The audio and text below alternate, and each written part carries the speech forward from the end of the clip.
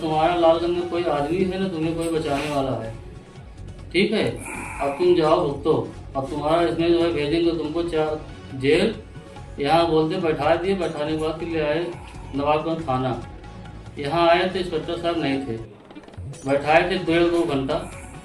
दर्द बहुत हो रही थी साहब, मुझे कुछ दवा दिला दीजिए या कुछ, बैठे रहो, तुम्हारी औकात है यहीं बैठो।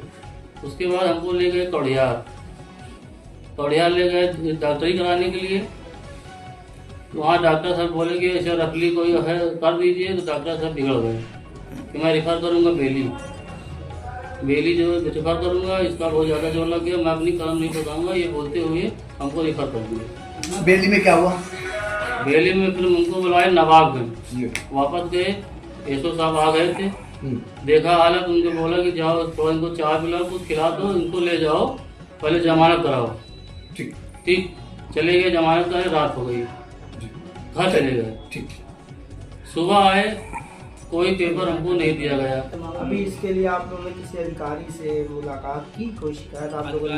कमिश्नर साहब के पास यहाँ गए तो उन्होंने पेश कराया, तो उच्च अधिकारियों से हमारी जांच करवाई जाएगी।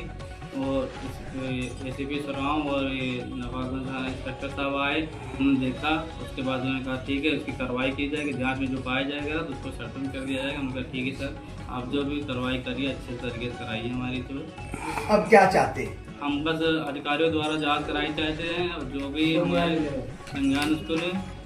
हम पैसा नहीं दे पाए सर 50,000, इसी वजह से जो हमारी इतनी डेथ हो गई है। आज हम 3-4 दिन से परेशान हैं। यहाँ बेली में हमारे भाई एडमिट है, ये देखिए हमारा हाथ फ्रैक्चर है। पैसा किसने मांगा था आपसे? सौरभ पांडे ने मांगा था, सरफराज। अस्पताल में कोई कुछ अधिकारी आपसे मुलाकात कर हाँ, रहे हैं? अस्पताल में आए थे, एसीपी आए थे, चुनाव इंस्पेक्टर साहब आए थे, सारी बातों आपने आपका बयान उन्होंने लिया? बयान लिया, हमें आश्वासन भी दिया कि तुम्हारे साथ जो गलत हुआ है सही तरीके की जांच करके जो हम आपकी सहायता करेंगे। उच्च अधिकारी आपकी सहायता का आश्वासन दे रहे हैं, अब आप आगे क्या चाहते हैं?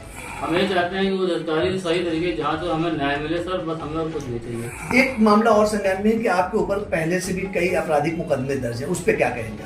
सर देखिए, एक नाली पे कर दिए हैं, एक धीरज हमारे पड़ोसी हैं, उनसे झगड़ा हुआ था वो कर दिए हैं, एक हमारे पर मुकदमा था जो है जमीन का, वही जमीन का एफिडेविट दे दिए हैं, वो समझौता हो गया है, उसमें कोई दिक्कत नहीं रहा।